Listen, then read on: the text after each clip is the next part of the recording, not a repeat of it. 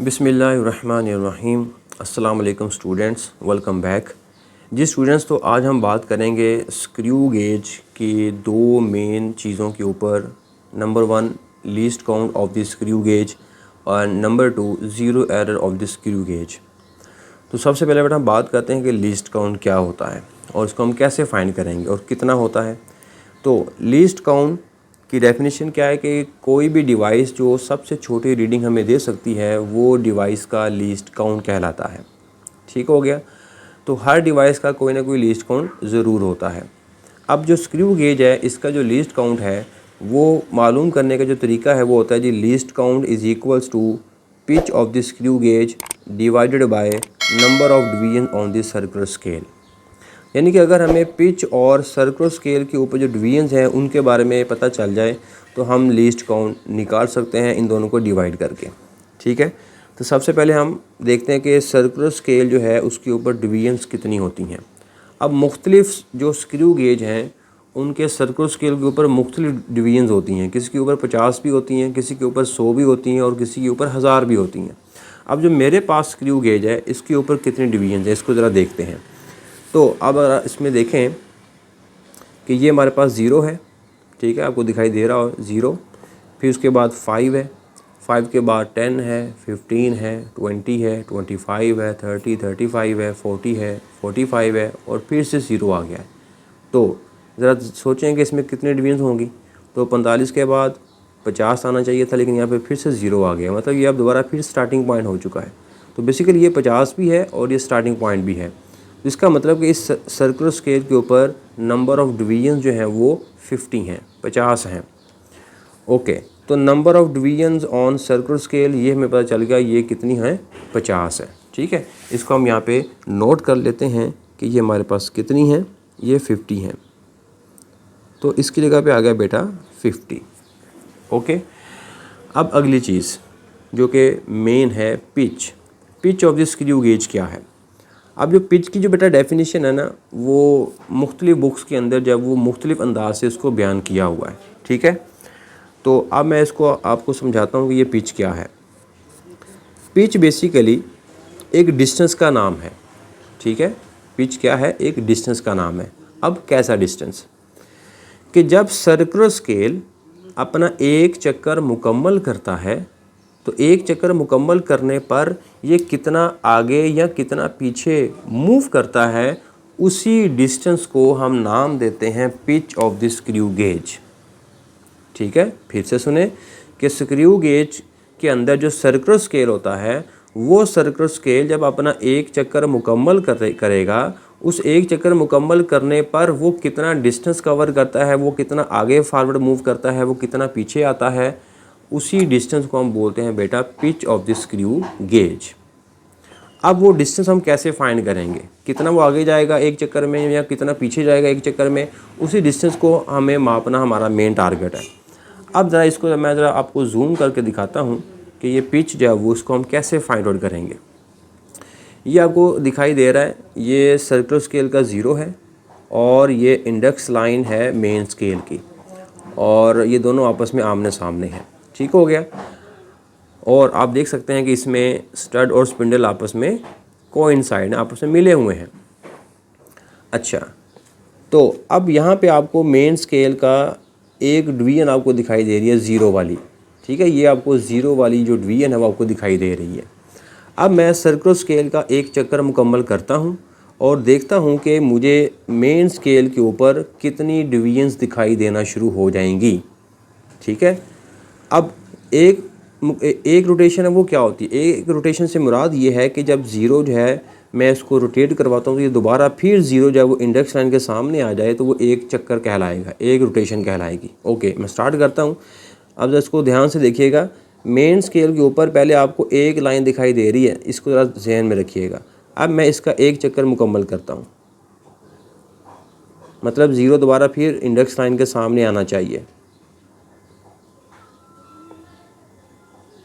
ये आ गया, मैं इसको लॉक कर देता हूँ थोड़ा सा।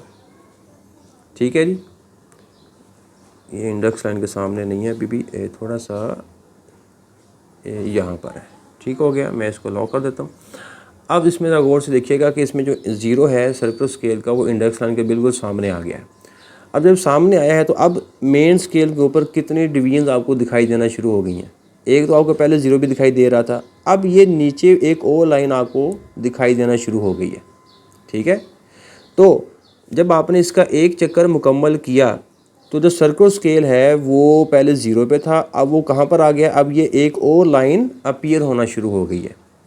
तो एक चक्कर मुकम्मल करने पर मेन स्केल के ऊपर कितनी लाइंस अपीयर होती हैं, वो जितनी भी लाइंस अपीयर होती हैं वही पिच कहलाती है, वही डिस्टेंस होता है जितना वो सर्कुलर स्केल मूव कर चुका होता है। तो एक रोटेशन हमने मुकम्मल की, तो एक रोटेशन मुकम्मल करने पर सर्कुलर स्केल जब वो 0 से मूव करके इस लाइन तक आ गया, तो अब हम 0 से इस लाइन तक का डिस्टेंस माप लेंगे, वही डिस्टेंस जब वो पिच कहलाएगी। अब उस डिस्टेंस को ज़रा मापते हैं। अब इसको ज़रा गौर से देखिएगा। पहले 0 कहाँ पे था, पहले 0 जब वो यहाँ पे सर्कुलर स्केल कहाँ पे था, ये फ़र्ज़ करें ये पैमाना आपका सर्कुलर स्केल है, तो आपको सिर्फ ये 0 वाली लाइन आपको दिखाई दे रही थी। उसके बाद जब मैंने आपको एक चक्कर उसका मुकम्मल किया, तो एक चक्कर मुकम्मल करने के बाद आपको ये लाइन भी नज़र आना शुरू हो गई। ठीक है, तो अब ये यहाँ से लेकर यहाँ तक ये हम डिस्टेंस मेजर कर लेंगे कि ये कितना डिस्टेंस है, और ये जो जितना भी डिस्टेंस होगा यही स्क्रू गेज की पिच कहलाएगी। तो अब ये यहाँ से लेकर यहाँ तक हम डिस्टेंस माप लेते हैं कि वो कितना है। तो देखें, यहाँ से लेकर यहाँ तक का डिस्टेंस वही हम जानते हैं कि यहाँ से लेकर यहाँ तक 1 मिलीमीटर होता है। ठीक है, यहाँ से लेकर यहाँ तक 1 मिलीमीटर है, फिर यहाँ से लेकर यहाँ तक 1 मिलीमीटर है, 1 मिलीमीटर 1 मिलीमीटर, यानी कि ऊपर जितनी भी लाइंस हैं तो हर दो लाइंस के दरमियान डिस्टेंस 1 मिलीमीटर है। लेकिन अगर आप गौर से देखें, ये जो लाइन है ये इन दो लाइंस के बिल्कुल मिड में है। ठीक है, तो अगर यहाँ से लेकर यहाँ तक 1 मिलीमीटर है तो फिर यहाँ से लेकर यहाँ तक कितना हो जाएगा, 0.5 हो जाएगा, यानी कि 1 का हाफ क्या होगा, 0.5। तो यहाँ से लेकर यहाँ तक, यहाँ से लेकर यहाँ तक का डिस्टेंस कितना हो गया, 0.5 मिलीमीटर। तो इसका मतलब जब हमने सर्कुलर स्केल को एक बार रोटेट करवाया तो उसने मेन स्केल के ऊपर कितना डिस्टेंस कवर कर लिया, 0.5 मिलीमीटर डिस्टेंस कवर कर लिया। यस, यही जो डिस्टेंस है यही डिस्टेंस कहलाएगा pitch of the screw gauge. तो जो पिच है वो हमारे पास कितनी हो गई, 0.5 मिलीमीटर, ये पिच है। अब आप इस पिच को ज़रा डिवाइड करें, 0.5 डिवाइडेड बाय 50, 0.5 डिवाइडेड बाय 50, तो ये बनेगा 0.01। ठीक है, तो ये आपकी कहलाएगी least count, 0.01 millimetre. So this is called least count of the screw gauge. ठीक है, तो पिच, इसमें बस ये पिच को आपको समझ आना ज़रूरी है कि पिच क्या होती है। पिच को अगर आपके समझ आती है तो बहुत ही आसान हो जाएगा। अब आपने पढ़ा होगा कि पिच जो हमने पढ़ी 1 मिलीमीटर पढ़ी हुई है, और आपने जब वो 0.5 मिलीमीटर आपने बता दी है। यस, 1 मिलीमीटर भी पिच होती है, लेकिन जब 1 मिलीमीटर पिच होगी ना तो फिर 100 डिवीजन्स होंगी, ये याद रखिएगा। हमारे पास जो स्क्रू गेज है, इस स्क्रू गेज के सर्कुलर स्केल के ऊपर बेटा 50 डिवीजन है। ठीक है, और इसका जो मेन स्केल है, इसके सबसे छोटी रीडिंग हमारे पास कितनी है, 0.5, वो मैंने ऊपर आपको बताया भी कैसे होती है। तो अगर ये वाली जो नीचे वाली लाइंस ना हों, सिर्फ ऊपर वाली लाइंस हों, तो फिर जब वो सबसे छोटी रीडिंग बेटा 1 मिलीमीटर कहलाएगी, याद रखिएगा। ठीक है, अगर ये नीचे वाली लाइंस नहीं हैं, सिर्फ ऊपर वाली लाइंस आपको दिखाई दे रही हैं मेन स्केल के ऊपर, तो फिर जब वो पिच आपकी यहाँ से लेकर यहाँ तक 1 मिलीमीटर कहलाएगी।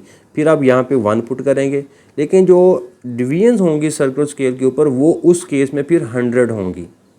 तो फिर जब आप 1 को 100 पे डिवाइड करेंगे तो हमारे पास अगेन यही आंसर आएगा, 0.01 मिलीमीटर। Is it clear?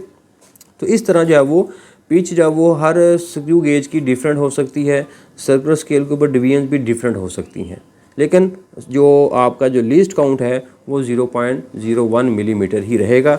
अब अगर आप गौर से देखें तो यहाँ पे उसने मेंशन भी किया हुआ है कि 0.01 मिलीमीटर ये इसका लीस्ट काउंट है, ठीक है। और नीचे इसने 25 मिलीमीटर का मतलब है कि ये इसकी मैक्सिमम रेंज है, कि ये सबसे मैक्सिमम रीडिंग ये कहाँ तक दे सकता है। मैं आपको दिखा भी देता हूँ इसको सारा खोल कर। यस, ये 25 मिलीमीटर इसकी लास्ट है, ठीक है। इसलिए इसने आपको रेंज बता दी है कि 0 से लेकर 25 मिलीमीटर तक ये पैमाइश कर सकता है। So this is called least count of the screw gauge. जी, अब हम बात करेंगे ज़ीरो एरर के ऊपर कि ज़ीरो एरर से क्या मुराद है और ज़ीरो एरर जो है वो कितनी किस्म का होगा, उसको फाइंड कैसे करेंगे और उसकी करेक्शन कैसे करेंगे। अब जैसे फ़र्ज़ करें ये हमारे पास स्क्रू गेज है और स्क्रू गेज को जब हम इसके स्पिंडल और स्टड को आपस में क्लोज़ करेंगे तो क्लोज़ करने के बाद अगर तो इस तरह की सिचुएशन है कि zero of circular scale coincide with the index line, कि इंडेक्स लाइन के बिल्कुल जब वो ये सामने हो, तो फिर तो उस स्क्रू गेज के अंदर जब वो किसी भी किस्म का एरर नहीं होगा।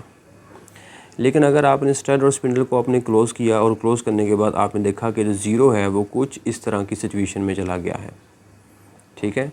आप देख सकते हैं कि zero of the circular scale है वो इस इंडेक्स लाइन के पीछे है, ठीक है। तो इस सिचुएशन में आपका एरर होगा। अब वो एरर कौन सा होगा उसको हम बोलेंगे पॉजिटिव ज़ीरो एरर, ठीक है। तो पॉजिटिव ज़ीरो एरर क्या हुआ कि अगर सर्कुलर स्केल का ज़ीरो इंडेक्स लाइन के पीछे हो, बिहाइंड हो, तो फिर उस एरर को हम बोलेंगे पॉजिटिव ज़ीरो एरर, ठीक है। अब इसको हम फाइंड कैसे करेंगे, बड़ा ही आसान तरीका है।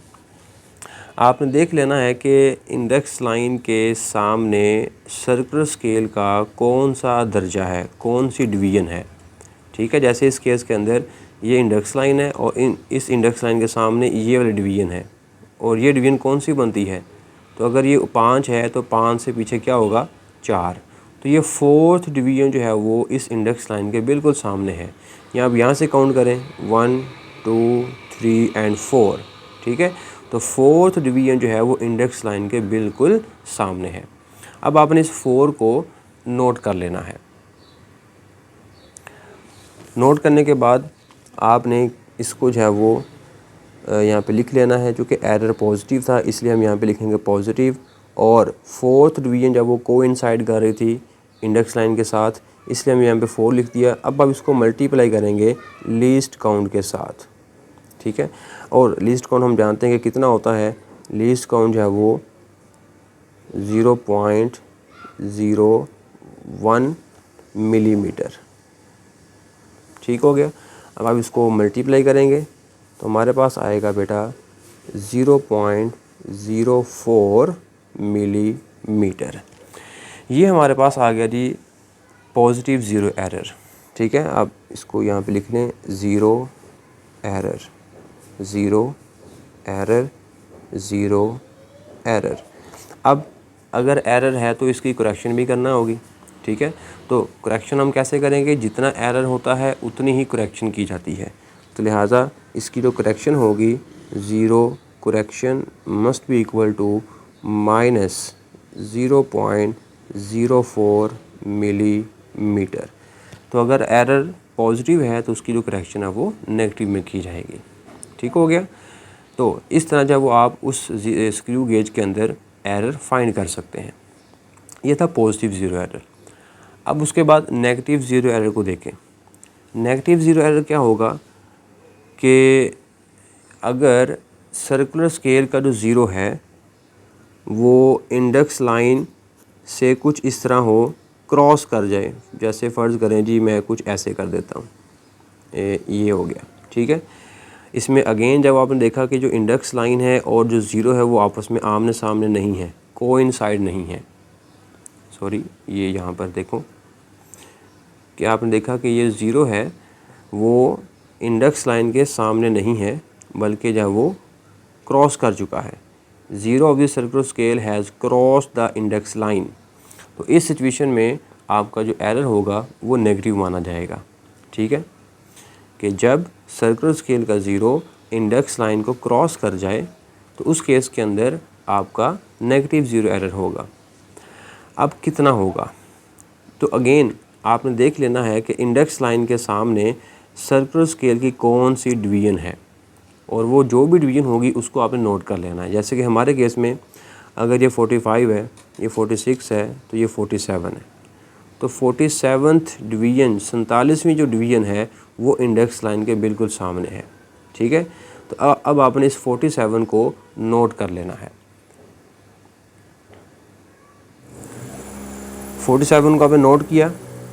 अब आपने क्या करना है कि 47 को आपने टोटल डिवीज़न में से माइनस कर देना है, और टोटल डिवीज़न हम जानते हैं कि सर्कुलर स्केल के ऊपर 50 है जो हमारा है। ठीक है, हमारे केस के अंदर जो सर्कुलर स्केल के ऊपर डिवीज़न वो 50 है, तो इस 50 में से आपने 47 को माइनस कर देना है। तो माइनस करने के बाद हमारे पास आएगा आंसर बेटा 3। अब आपने इस 3 को मल्टीप्लाई करना है लीस्ट काउंट के साथ, और वो होता है 0.01 मिलीमीटर। ठीक हो गया। बस यही आपका मेन काम है कि आपने वो डिवीज़न को नोट करना है कि वो इंडेक्स लाइन के सामने कौन सी डिवीज़न है। तो जो भी डिवीज़न होगी उसको आपने टोटल नंबर ऑफ़ डिवीज़न में से माइनस कर देना है। तो जो आंसर आएगा माइनस करने के बाद उसको आपने मल्टीप्लाई करना है लीस्ट काउंट के साथ। तो चूँकि एरर नेगेटिव था इसलिए अब यहाँ पे लिखेंगे नेगेटिव एरर। तो नेगेटिव इसको मल्टीप्लाई किया तो ये आएगा 0.03 मिलीमीटर, और इसकी जो करेक्शन होगी वो अगर एरर नेगेटिव है तो करेक्शन होगी प्लस में, तो ये आ जाएगा 0.03 मिलीमीटर। तो ये था बेटा नेगेटिव ज़ीरो एरर। तो नेगेटिव ज़ीरो एरर में आपने बस ये देखना है कि जो सी डिवीज़न होगी उसको आपने टोटल में से माइनस कर देना है, और अगर पॉजिटिव ज़ीरो एरर है तो पॉजिटिव ज़ीरो एरर में जो भी डिवीज़न होगी उसको डायरेक्ट आपने लीस्ट काउंट से मल्टीप्लाई कर देना है।